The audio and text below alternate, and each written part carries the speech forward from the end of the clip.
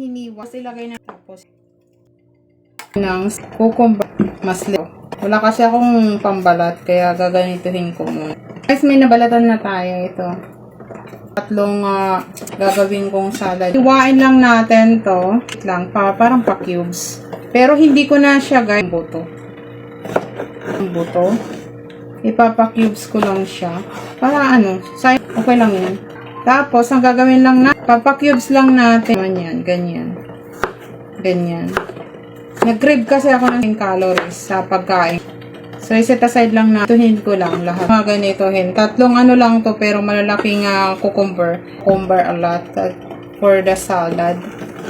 I really craving for the salad. But this one is very healthy and low calories.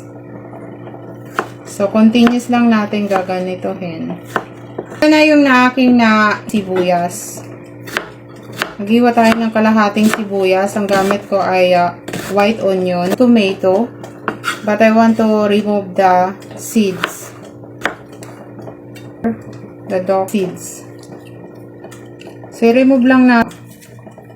Ganyanin lang natin. Malalaki kasi yung itong kamatis at saka sibuyas. Kung paano natin hiniwa yung ating cucumber, ganun din. Pag ganito rin ang ating hiwa. Ganito yung slice niya. Gaganituhin ko rin siya. Then siset aside lang natin. Plain. Tapos, isang kutsarang asukal.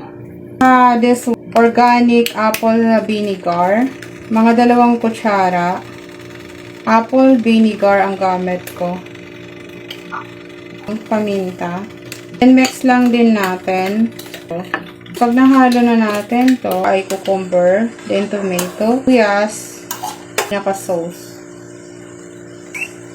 At yung salad na ganito. Gusto ko yung mga hindi natin, slice natin. Yung slice, gagawin na ito. Napaka-healthy to. Haluin lang natin to ng ganito. At ready to serve na to yung ating cucumber salad.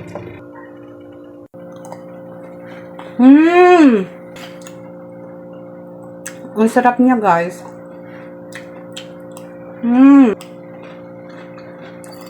Mura pa. Delicious, oh.